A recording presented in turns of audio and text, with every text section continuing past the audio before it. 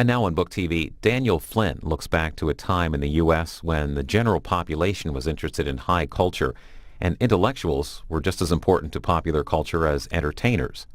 This is just over an hour.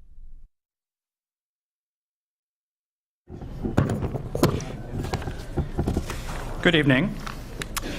My name is Patrick Deneen. I'm the founding director of the Tocqueville Forum on the Roots of American Democracy here at Georgetown, and it's a great pleasure to have with us tonight Daniel J. Flynn, the author of an extremely provocative, interesting, and timely book called Blue Collar Intellectuals. It's timely, certainly given the current political climate in recent days. I think every op-ed piece in the Washington Post today was devoted in one way or another to comments made over the weekend by Senator Rick Santorum, questioning whether students should go to college, questioning whether college can be seen now as a salutary force, as a salutary endeavor of the younger generation. And I think this question of whether or not in some ways a kind of disconnect has occurred between what takes place at the highest levels of academia and the sense of a distance growing with everyman America has animated some of these sentiments by Senator Santorum. And I think even deeper in the backdrop lies a number of findings and arguments in a recent book by Charles Murray called Coming Apart that explores what he explores as the divide that is growing between kind of an elite America of college-educated, upwardly mobile citizens and those who tend not to be a part of what you might call the meritocratic sweepstakes. So I think Daniel Flynn is exploring some of these themes in his book, and I think it's a very timely moment to hear his thoughts about the divide that is open between intellectuals and the broader American citizenry. Mr. Flynn is the author of this book, Blue Collar Intellectuals, published by ISI Books. His other books include A Conservative History of the American Left and Intellectual Morons, How Ideology Makes Smart People Fall for Stupid Ideas. He's appeared in a number of media outlets, including The O'Reilly Factor, Hardball, Donahue, Fox and Friends, and numerous other public affair programs. His articles have appeared in the Boston Globe, National Review, City Journal, and the American Conservative. He writes a Monday column for Human Events and weekly at frontpagemag.com. He lives in his native Massachusetts with his wife and children. I'd also like to acknowledge tonight's co-sponsor of this event, the Intercollegiate Studies Institute. We've had a long and very fruitful relationship with the Intercollegiate Studies Institute. ISI, as they're known, has since 1953 been teaching future leaders about the timeless principles that make America free and prosperous, the core ideas behind the free market, the American founding, and Western civilization. Membership in ISI is free to students and professors, perhaps even non-students and non-professors. As a member, you will benefit from ISI's rich program of on-campus events, publications, conferences, seminars, and fellowship and internship opportunities. Students out there who have not yet looked into their summer honors program, I recommend it very strongly. I've been a long participant as a mentor in that program, and it's a really invaluable experience.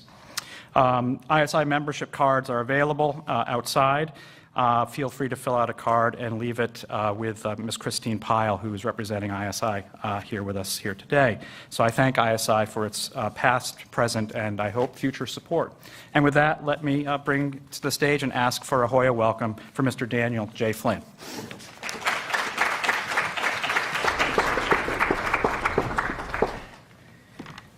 Thank you. And thank you to the Intercollegiate Studies Institute and to the Tocqueville Forum for having me. My voice is going at an inopportune time, but I think I can get half hour or so out of it. I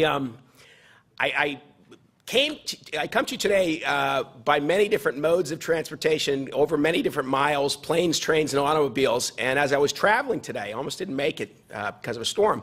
But as I was traveling, I was reminded why I wrote Blue Collar Intellectuals. And I think you can learn a lot from people in a culture by the way they pass the time when they travel. And on the plane, whether I liked it or not, there was a television set on right in my face coming down here. In the airport lounge, televisions blaring everywhere.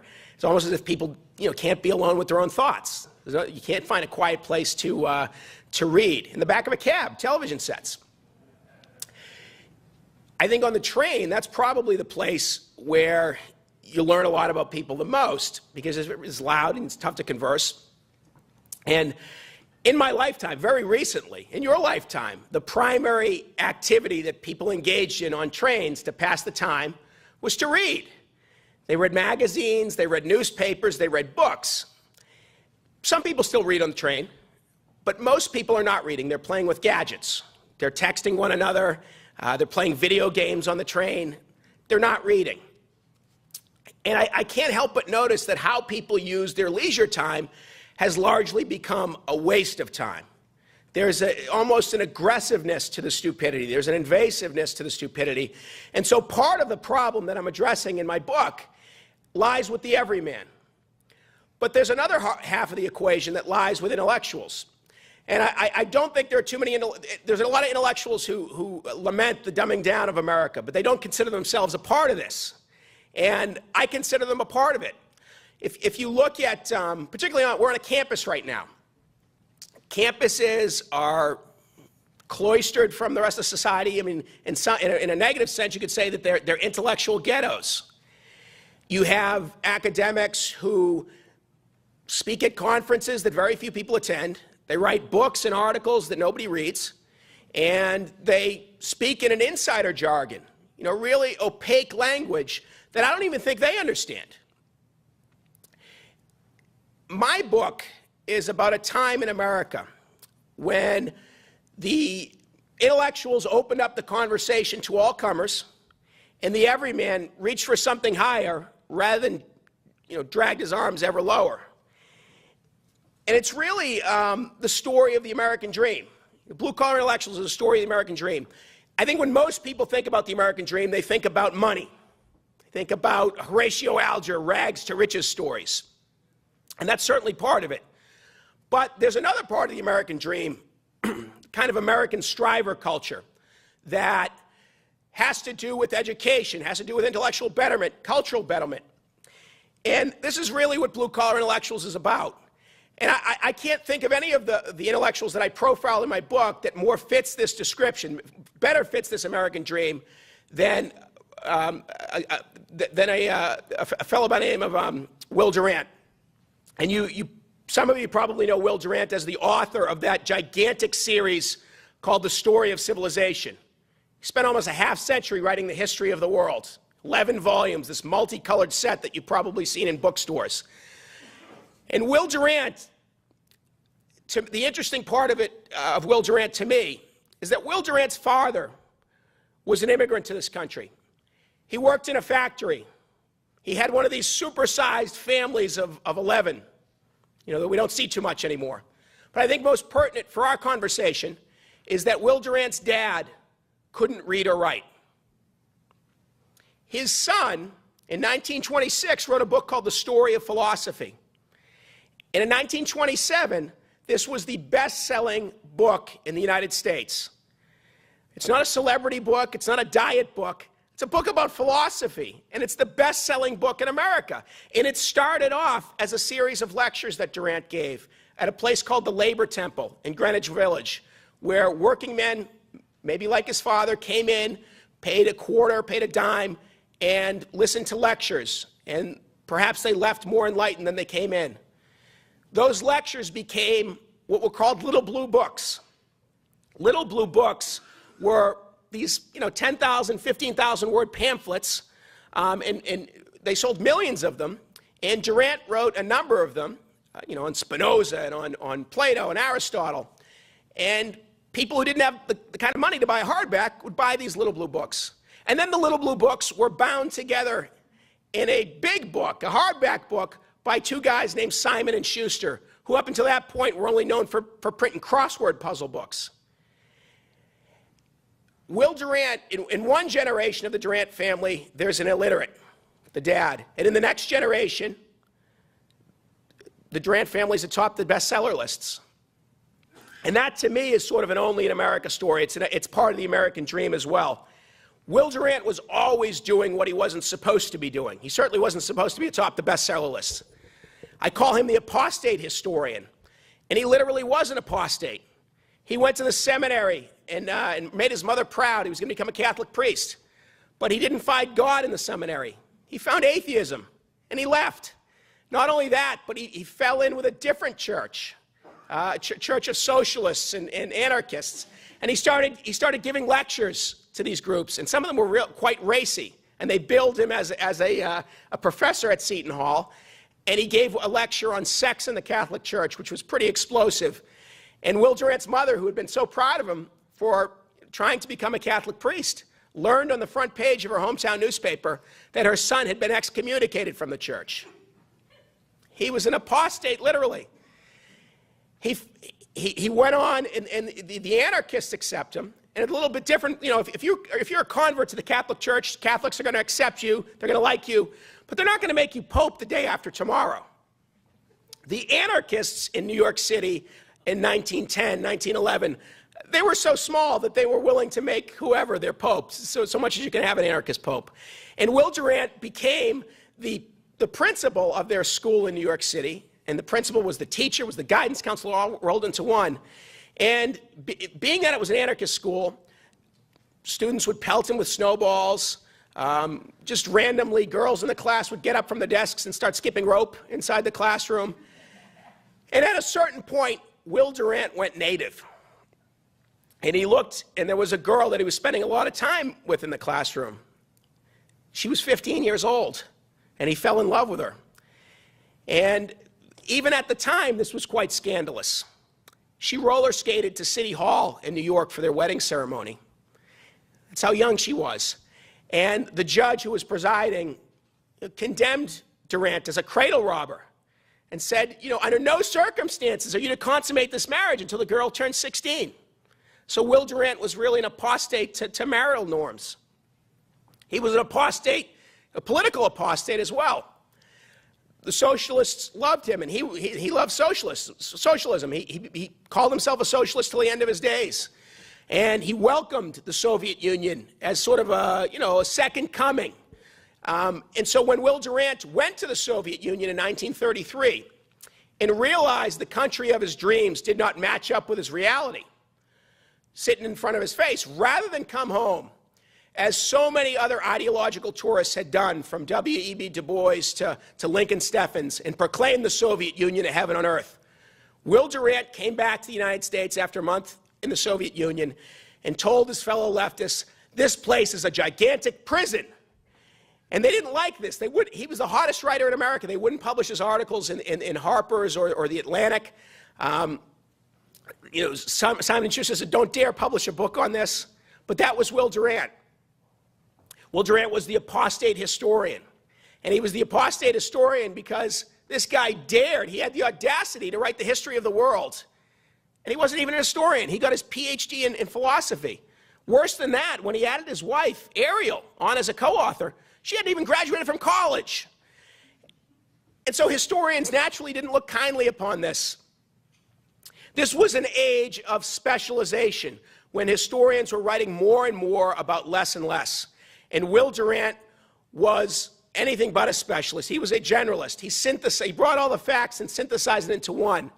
Historians didn't like this. This is the time of, the proverbial historian, writing about a handicapped lesbian in the Fiji Islands in the 19th century. It got that narrow. And Will Durant was saying, no, let's write about everything. So historians didn't care for that. And the more Will Durant got, the higher he got on the bestseller list, the less historians cared for him. He was always sort of marching to the beat of his own drummer. He was someone that did his own thing. And if you look at a snapshot, you'll say, well, he's really damaging himself. But over the long haul, Durant was, the this was a good thing for him over the course of his career, and everyone generally found a way to like Will Durant. Those historians that gave him so much grief and reviewed his books rather harshly, they came around, and in 1968, they awarded him the Pulitzer Prize in history, him and his wife, Ariel Durant. His marriage, his politics, certainly. If you look at that, this guy was a stalwart Democrat for all his days. He supported Hoover because Hoover was a progressive, but he supported FDR and Truman and Hubert Humphrey. He was very vocal about that, not in his books, but in life. And in the 1970s, a Republican president awarded him the Presidential Medal of Freedom. His marriage, which we would certainly think was destined to fail, lasted 68 years. The marriage to this 15-year-old girl lasted 68 years, and it was fruitful. And a lot of people talk about not being able to live with someone else. Will and Ariel Durant literally couldn't live with one another. They died within days of each other in 1981. Will Durant in his 80s, Will Durant in his 90s, Ariel Durant in her 80s. And even his religion, the Catholic Church that excommunicated him, they came around too. Not only administering last rites, but by the end of his days in the 1960s, you actually had Catholic universities inviting him to give graduation day speeches, commencement addresses. It was hard to dislike Will Durant.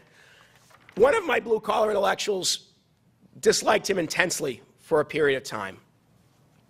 In 1926, when Durant was on the cusp of fame and the story of philosophy was on all the bestseller lists, the International Congress of Philosophy invited him to give a keynote address at Harvard University. And sitting in the audience was a young guy very much like Will Durant, a guy by the name of Mortimer Adler, who was from a working-class background, immigrant parents. He also went to Columbia, was also a part of the philosophy program at Columbia, but basically was exiled because he couldn't quit hectoring John Dewey and writing him nasty letters saying, you contradict yourself in all your lectures. And they said, we've had enough of you, get lost. And as Durant was teaching at the Labor Temple in Greenwich Village, Adler was basically doing the same thing with the great books at a place called the People's Institute. And so the enmity there is kind of like a Coke and Pepsi thing. Sometimes you can't tell the difference between Coke and Pepsi, but there's a fierce rivalry there nonetheless. And it shows you, at least from Adler's part, that being such an enthusiast of the great books didn't necessarily always make you a good man. And it didn't in this case. And he was in this audience, he was so jealous that he later remembered he wanted to get up and read a review he had written about Durant's book that was set to appear in The Nation magazine. But thankfully, he didn't do that for himself.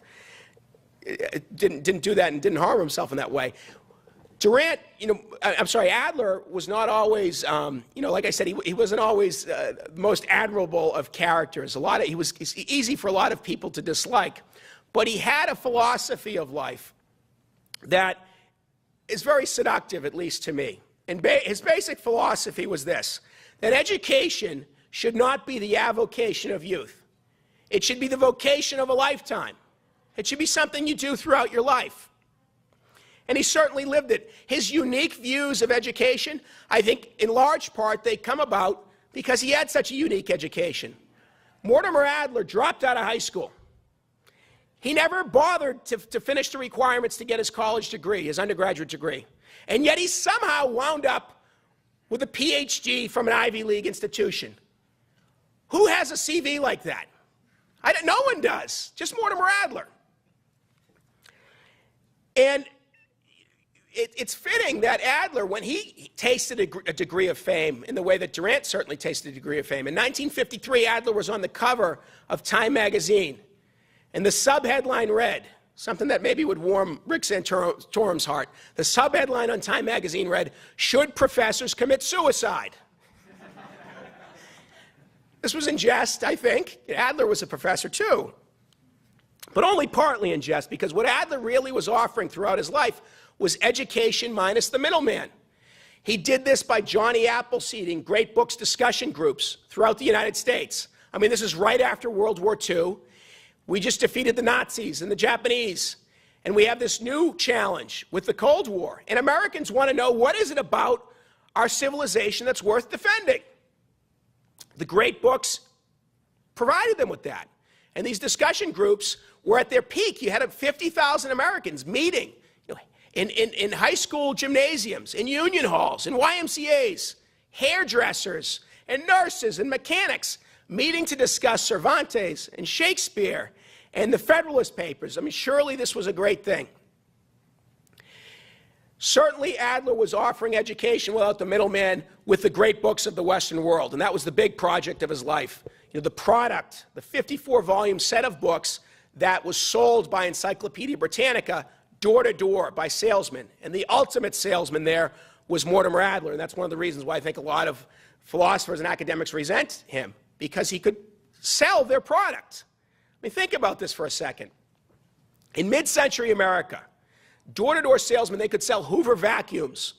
They could sell flatware. This was before the era of door-to-door rapists and, shopping malls that killed the door-to-door salesman. They could sell all sorts of product. But the idea that you're going to go door-to-door and sell 54-volume set of all the books that people try to escape reading in college, that is absolutely amazing. It shows you what a salesman Mortimer Adler was, but it also tells you something about the American people at mid-century. It buttresses the idea that this was the best educated people in the history of the world, and I really think it was. I think today, if you were to go door to door and try to give away 1 million sets of the great books of the Western world, I don't think you would find 1 million willing recipients. But yet somehow in the 1950s and 60s, they sold 1 million sets of these things, 54 million books. Absolutely amazing to me. And for Adler, the basic dilemma, the basic challenge to America, what he called the riddle of American democracy, was this. How do you get the education that is reserved for the ruling elite in non-democratic societies? How do you get that elite education and make it the education of everybody in a democratic society? Everyone's heard the phrase, an education fit for a king. And we all sort of know what that conveys. If the king doesn't get this kind of education, the kingdom may soon become a tyranny, and, everyone's in trouble. Well, it may be a bit of a utopian proposition to think that the education fit for a king is going to be the education for everybody. Probably not going to happen as much as Mortimer Adler wanted it to happen. But to the extent to which we don't have the education that's fit for a king being everybody's education, the democracy is going to suffer. With a kingdom, one guy rules. In America, we have 311 million people who rule, so it's a little bit more complicated. And as Adler's colleague and friend, Robert Maynard Hutchins, the education reformer, the chancellor and president of the University of Chicago, the way he put it in the introduction to the great books of the Western world was that if you don't have that liberal arts education, the education that's fit for a freeman in a free society, you're going to have people who are ill-equipped to govern their fellow citizens, but worse still, you're going to have people who are ill-equipped to govern their own souls. Now, Hutchins and Adler at the University of Chicago, they had big dreams of turning the school into a great books institution. It didn't really happen. They made some reforms here or there, and probably the biggest one was that they killed the original monsters of the Midway, who were not the Chicago Bears, but the University of Chicago football team. And they thought to themselves, what does football have to do with education? So they got rid of football, which made them unpopular. I think they got rid of football at Georgetown for a while. I went to a game a few years ago here. My brother was reffing the game, so I think Georgetown beat Bucknell. But they got rid of the football team, and they did some other things. One of the big things that happened when Hutchins was running the University of Chicago is they hired a guy by the name of Milton Friedman. Milton Friedman, the famous economist. And Friedman, in his memoirs, remembered of his University of Chicago days.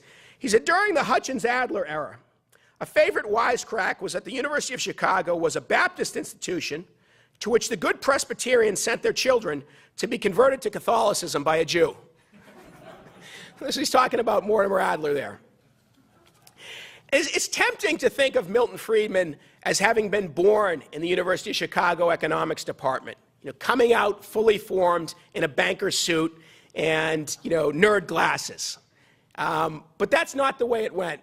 Milton Friedman was from somewhere very different from the University of Chicago. He was from Rahway, New Jersey. And in Rahway, New Jersey, Milton Friedman's immigrant family had various in-home businesses. Milton Friedman would get up in the morning, go downstairs, scoop ice cream at his family's ice cream parlor. He got a state scholarship to Rutgers. And when he was at Rutgers, he waited tables, not for a wage. He didn't get paid. I guess this is consistent with his later views on minimum wage, but he didn't get paid. He got paid in a meal. They gave him food. And he remembered that this resulted in the only C on his record at Rutgers, because he had to rush after stuffing his face with food. He had to rush to his next class, and he could never seem to make it there on time. Also foreshadowing his later economic outlook, his enthusiasm for capitalism, Friedman was quite a capitalist. He was quite an entrepreneur at Rutgers. They had these sort of corny, antiquated academic traditions where all the freshmen at Rutgers had to wear green ties and white socks. And so Friedman thought about this, and he went to the freshman dorms, door to door, selling green ties and white socks.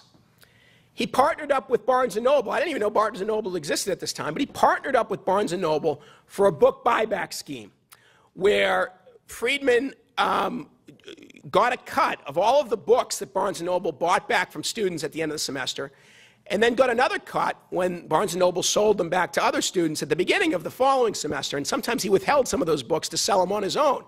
So he was an entrepreneur. My point in saying all this is that Milton Friedman was a guy who, rather controversial, made the statement that, economics is only, scientific theory is only useful in relation to how much it conforms to the world that we live in. And so people didn't like that. Milton Friedman's economics worked partly because Milton Friedman worked. And I think if you were to contrast him with the other great economist of the 20th century, John Maynard Keynes, they don't just have very different philosophies, but they have very different background. Keynes was born into academia. His dad was a famous academic. His mom was a social gospel do-gooder, just like a professional volunteer. Keynes went to Eton, and he went to Cambridge, fancy British schools. He cavorted with this freewheeling, free-love, socialist, bisexual clique known as the Bloomsbury Group when he was in his 20s or so. You really can't get further away from Rahway, New Jersey as that.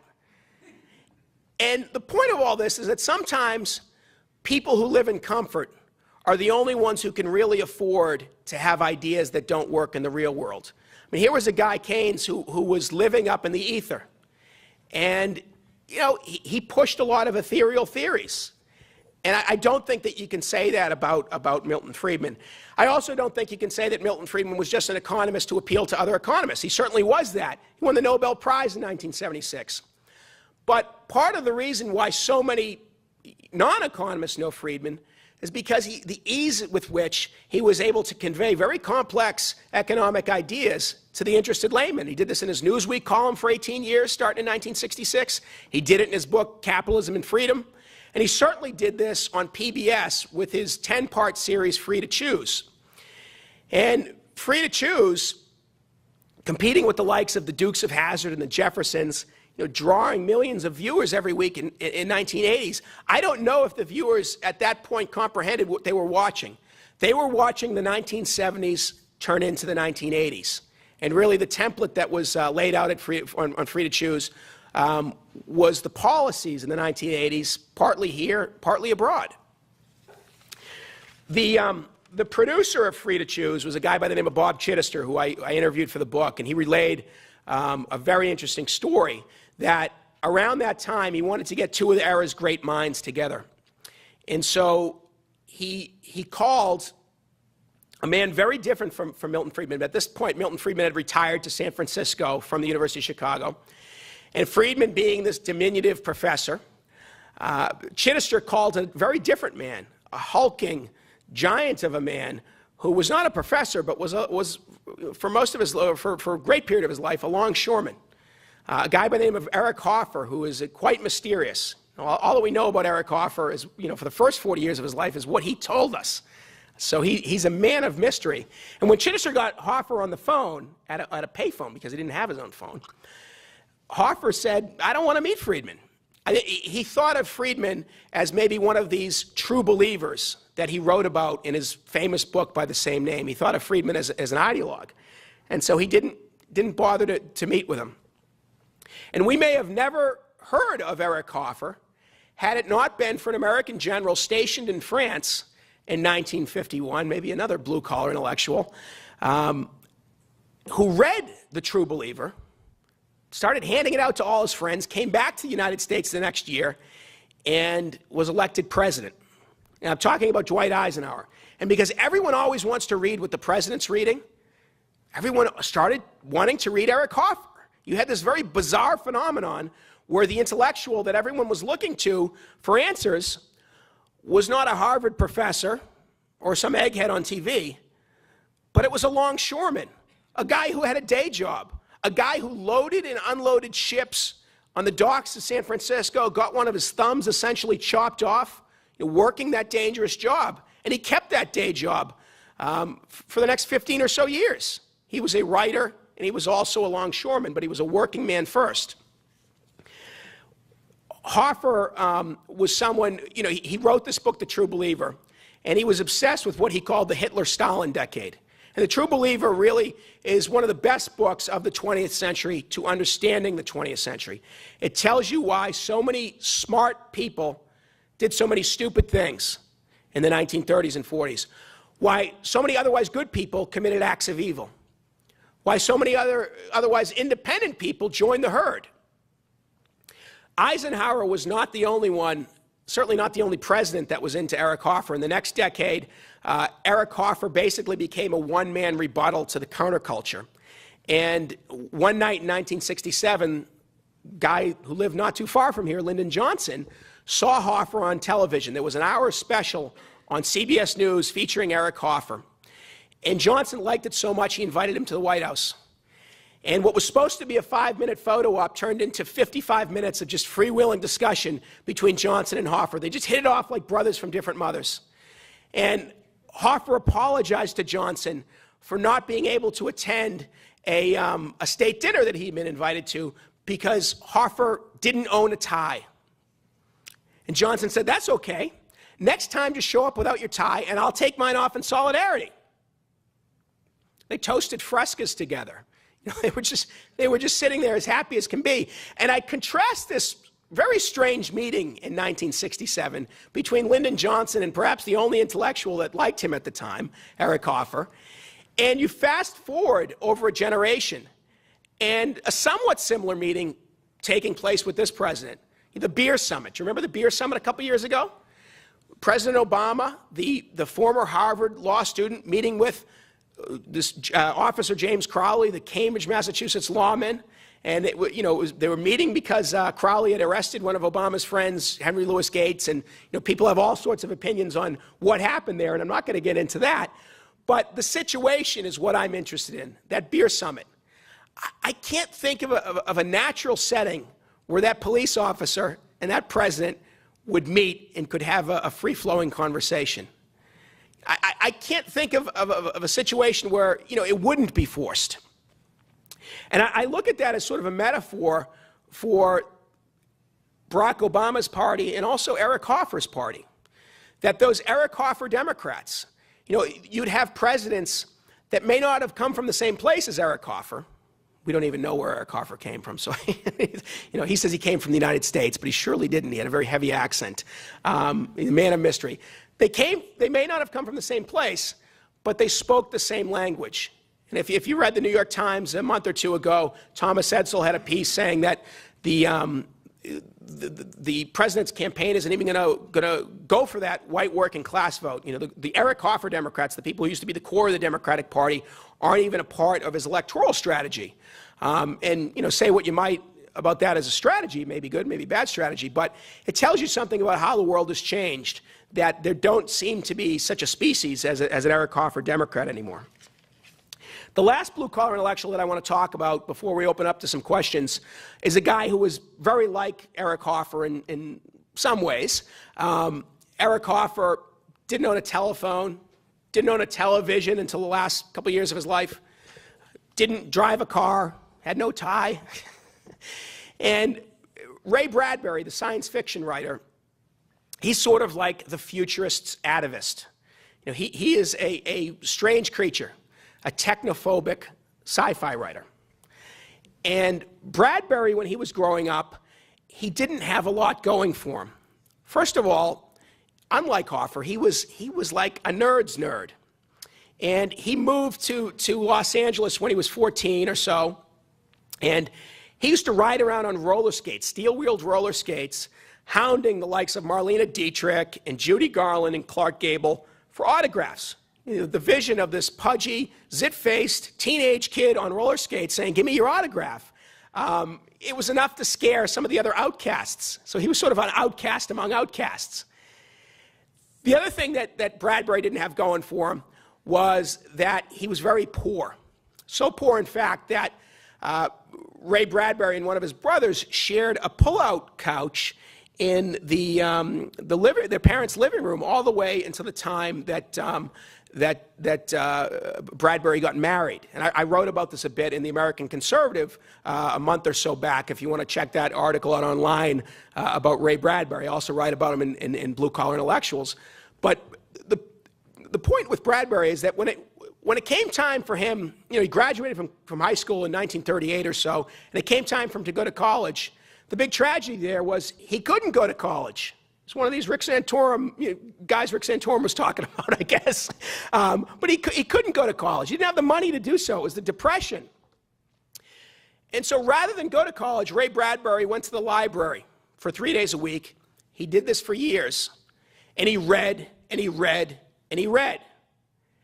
And it struck me that at 18 years old, Ray Bradbury had a better understanding of education than our society does all these years later. Today, you know, all people care about is that piece of paper at the end of 4 years. They could care less about the learning that comes in between, the education part. You know, we give you this paper, you give me that paper. You know what I'm saying? Ray Bradbury, he could have cared less about the diploma. All he cared about was the learning. And one of the things I love about Ray Bradbury is when people ask him to this day, he's the only one of my blue-collar intellectuals who's still alive. People ask him, "Where'd you go to college, Ray?" He says he's a proud alumnus of the Los Angeles Public Library. And I just think that's absolutely wonderful. My voice needed that. The common denominator, you know, the blue-collar intellectuals that I write about, they're from all different religions, their political outlooks are all over the board, and they're in all different fields, literature and philosophy and economics, history. But there's one common denominator, and the common denominator is books, is reading. These are people that bettered themselves and made America better because they were readers. And I can't help but look at the society that we're in now and see that the book is under assault. It's under attack. We see the closing of borders last year as a sign of this. But even more so, every mid-sized city in America, it seems that their used bookstores are closing. There's a governor in Florida. He wants to replace books for school kids with iPads. In my home state of Massachusetts, there's a school called the Cushing Academy. It's one of these Tony elite prep schools for, you know, kids that are going to go to, you know, not good colleges. And a few years ago, the headmaster there made the decision to get rid of all of the books in the library. You pay $40,000 a year for an education. You're not even going to get entitled to a book in your library. And instead of, you know, he took the money that they would normally use on books, and they bought 3 flat-screen televisions and a cappuccino machine and renamed their library a learning center. And if that's not Orwellian, I don't know what is. He said, this is not 1984. It is 1984. And it's Fahrenheit 451, too. And if you know Ray Bradbury's book, Fahrenheit 451, I think for a lot of people, the surface reading of that book is that it's about censorship. And I suppose on one level, Fahrenheit 451 is about censorship. But I think the deeper meaning of Fahrenheit 451 is that it's about a society that was lulled into illiteracy by passive entertainment. So when people came for the books to burn the books, nobody cared because nobody read books anymore. And I'm not saying that that's where we are, but it seems that we've taken a few steps in that direction. And to illustrate this point, I'm going to close on this. I did a lot of research for the book in archives and interviews, and I don't want to name names here. I don't want to embarrass anyone, but I'm going to read you a few unattributed quotations from blue-collar intellectuals to just illustrate where we are at as a society. 1, video gaming is just a new form of literacy. 2, reality shows challenge our emotional intelligence. 3, who cares if Johnny can't read? The value of books is overstated. 4, if you're not on MySpace, you don't exist.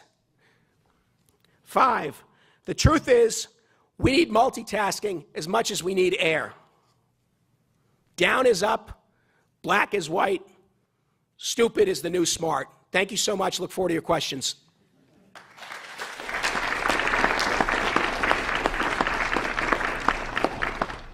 We have a microphone. I'd ask if you have a question, just use the microphone to arrive to you. And please identify yourself and keep your question relatively pointed, short, and direct.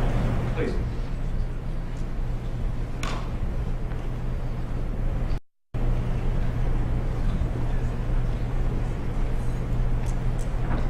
Thank you. That was really very interesting. My name is Samira Daniels. I've been concerned about another development in the academic, the institutional world, which is the limiting of language. That is, there's a jargon that's developed, and it seems a few years ago I was reading a lot of reports, and I noticed the crossover from one discipline to another of about 1,000 words. That sort of is what we have sort of limited to. And I was wondering if you had noted anything like that. Like words like problematic and Oh yeah, just there's just the social construction of yes, yeah. I mean, it's just it's sort of I see it more in the UN. System, and and in humanitarian assistance and international law. But it's very concerning to me because they're not getting the nuances of stuff. The question is about jargon. Yeah, and I think even mechanics have jargon. I was in the military. I was in the Marines for 8 years. There's Marine jargon, and if I started talking Marine jargon, you'd look at me like I had 9 heads and not know what I was talking about. So to an extent, everyone has jargon. Academics have jargon too. But, I think it is a healthy thing, and my book, I hope, demonstrates this. It's a healthy thing for intellectuals to engage with the world. And you really have a difficult time engaging with the world if all of your communications is laced with jargon. If you remember, about 15 years ago, there was a professor who pulled a prank. His name was Alan Sokol. I think he was at New York University. And there was this postmodern deconstructionist journal that was printing all of these academic articles that really didn't make sense to him. So he decided to write just like a parody of these articles and to make all sorts of outrageous claims regarding physics in the social sciences, like how, basically, like how feminism contributed to, the concept of equality amongst mathematicians and things like that. He sent it on a lark. The thing got published. It says something about academia that something like that would get published, that it should have been a reality check, and I think a lot of the professors should have said, well, they shouldn't have got mad at Sokol. They should have got mad at themselves. And unfortunately, they got mad at the guy pulling the prank, which makes the prank even funnier. Whenever someone gets a prank pulled on them, they get mad at the prankster. It's always more funny. Sir.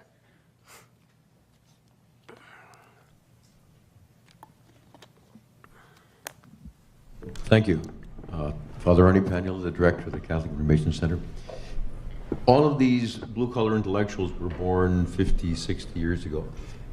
Are there any recent blue-collar intellectuals? And sort of as a footnote to that, Charles Murray speaks in Coming Apart of Fishtown, the people who don't have a more than a high school degree, but obviously there are going to be a lot of bright people in that cadre. Do you think that this is a possible new opportunity for blue-collar intellectuals in the generation ahead? I think there are certainly blue-collar intellectuals who are around today. There's just less of them. I think there's a void, which is one of the reasons that I wrote the book. There's a void. There's not many intellectuals who are reaching out to, curious, educated lay people. They just want to talk amongst themselves.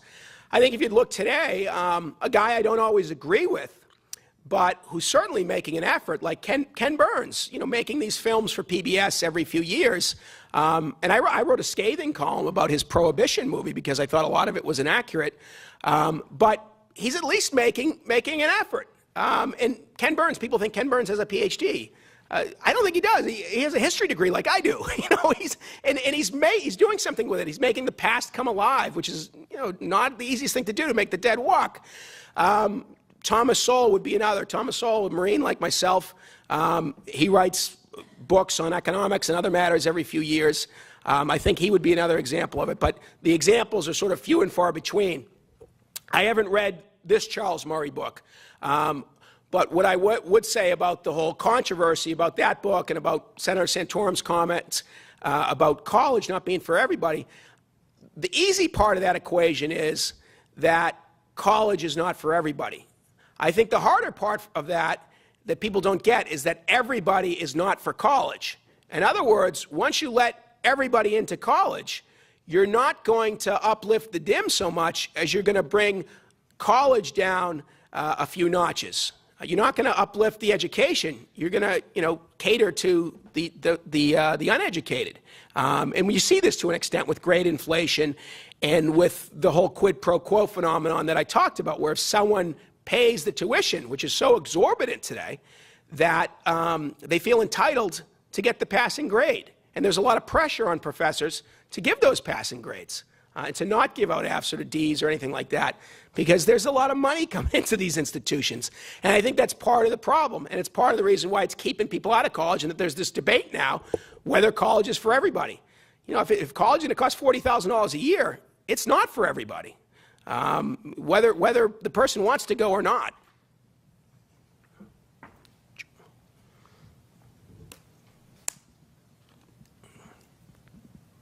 Hi, Jesse Cresson.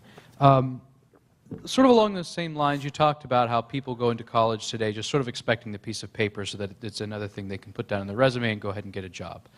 Something that I've noticed, and Charles Murray brought up when he came and spoke at my school, was that a lot of students feel like one of the reasons that they have this sort of go to school to get a piece of paper attitude is because they don't understand why they have to take all these gen ed courses. Why as a political science major do you have to take a fine arts course, for example? In your opinion, do you feel that colleges need to do a better job at explaining, why they need that well-rounded education, or do you believe that the path is a more specialized education system?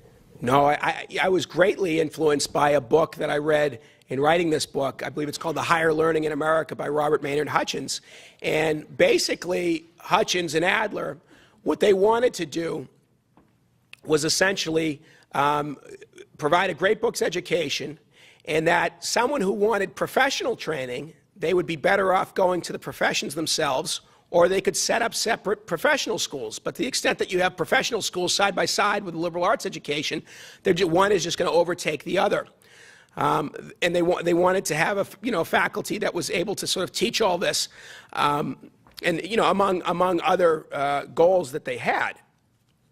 And there is this notion of a liberal arts education that someone, as I talked about before, someone getting a liberal arts education is equipped to be a free man in a free society, and without it, you're ill-equipped. You're ill-equipped to govern your fellow citizens. You're ill-equipped to govern your own soul.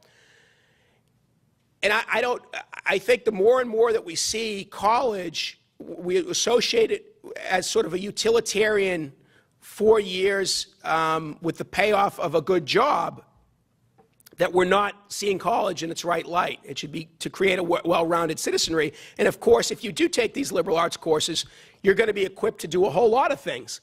Whereas, you know, I'm sure 30 years ago there were people in computer science taking DOS or some of these languages that they don't really use anymore. The more specialized stuff gets obsolete. I don't know that the Nicomachean Ethics has ever been obsolete. You know, it's been around for a long time. And so why don't we just stick with the stuff that works?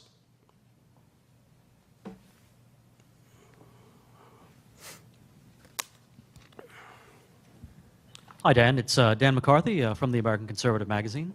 And I thought I would actually challenge one of the things that you'd brought up, namely that one reason why the Great Books program is useful is because in a democracy it's very important that the general citizenry have this kind of knowledge so that they're fit to rule. You may be familiar with the conservative thinker Wilmore Kendall, who actually argued that, in fact, it's not really an intellectual qualification that's needed, it's a moral qualification. And so that ground for general education might not be quite as high.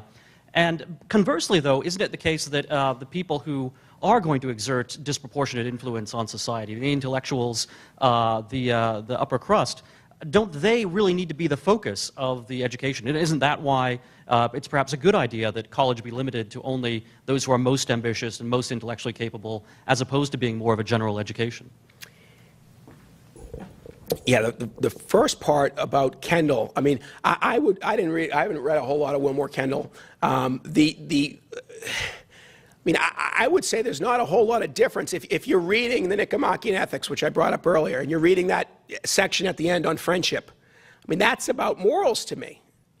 In reading that book, it's an instruction to his son, right, how to live a good life.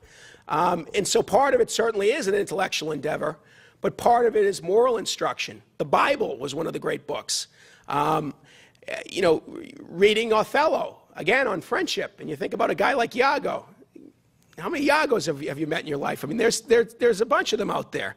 And so these books that are about, you know, that are intellectual endeavors, obviously, you know, there's also a moral component to it. I brought up, you know, Adler before as being a guy who was obsessed with the great books, but it not necessarily made him a good man. And he was a guy that had a big ego. He was someone that would get into these petty verbal spats with John Dewey or Gertrude Stein, or you know, even you know, one of the publishers of Simon and Schuster. He wrote. I have a letter from him to I think it was Simon, and he said, you know, you don't understand philosophy. I'll give a tutorial. You be the Glaucon. I'll be Socrates. And he was he came off as a bit arrogant. And in his life, you know, despite reading all these great books, here was a guy. I'm reading his letters at, they have his unprocessed papers at the University of Chicago. And I'm reading his letters, and he's writing letters to his wife, basically trying to manipulate her to sue him for divorce, which he eventually succeeds in doing. And at the same time, he had a girlfriend all set up to be, you know, the new Mrs. Adler. And unbeknownst to him, and I don't get into this in my book, but unbeknownst to Adler, this new, much younger prospective Mrs. Adler also had someone else, had a boyfriend who had a criminal background.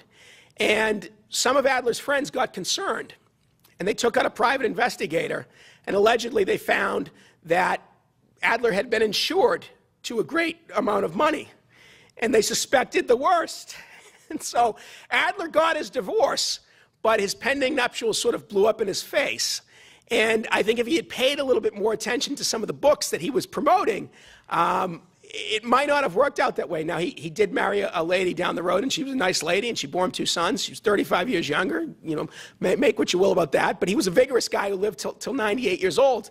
And I really admire the guy. He's an easy punching bag, and he did a lot of stuff in his life that, you know, is a little bit sketchy.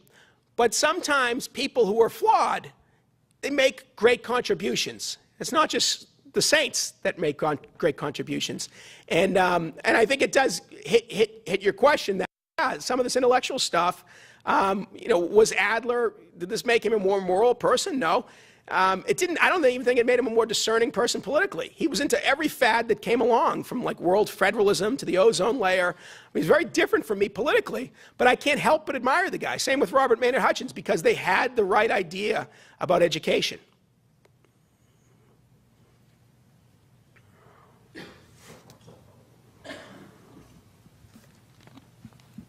Thank you.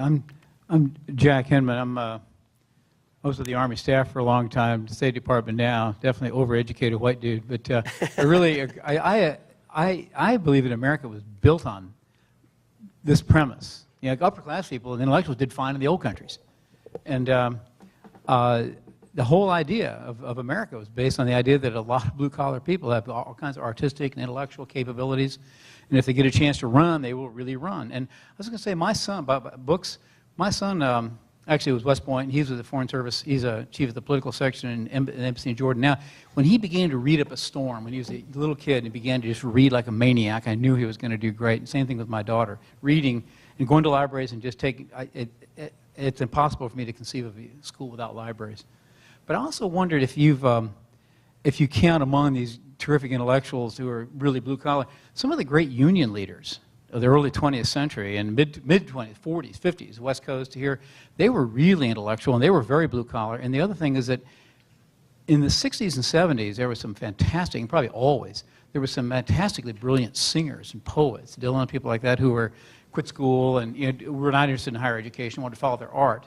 And I'm in consular systems. There's a lot of an area now that is kind of open, or at least I get your take on this. Is IT? It's not intellectual in the public space, but people can achieve at high levels in IT area just based on what they do. Let me address that. One of the guys in the book, Eric Hoffer, was a longtime union member and a member of the let me get it right, the International Longshoremen's and Warehousemen's Union. I think that's what it was. And his union was run by a guy named Harry Bridges. Harry Bridges was a communist. And Hoffer viewed the union as sort of his second family. He had this one family in San Francisco, the Osbornes, that he hung out with. And he had the second family, the union.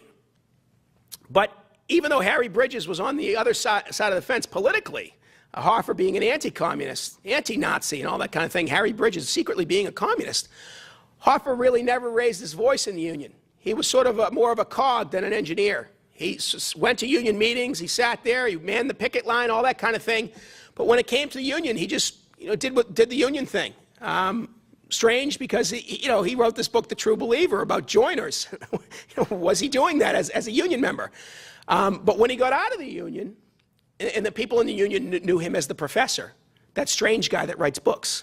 And when he got out of the union, that's sort of when he really opened his mouth. And there's a lot of people, I don't know that there's a lot of people like Eric Hoffer. I don't know that there's anyone like Eric Hoffer. This, to me, is the most fascinating figure of the 20th century, partly because we know everything there is to know about everyone. We don't know anything about Eric Hoffer. We don't know when he was born. We don't know where he was born. We meet him first when he fills out a Social Security application when he's around 40 years old. All of his early life's a mystery.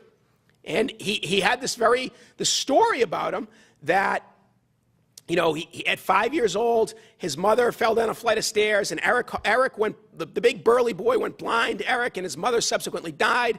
And then miraculously he regained sight, and he was just reading everything he could get his hands on. And it was believable because he was so articulate and so well read.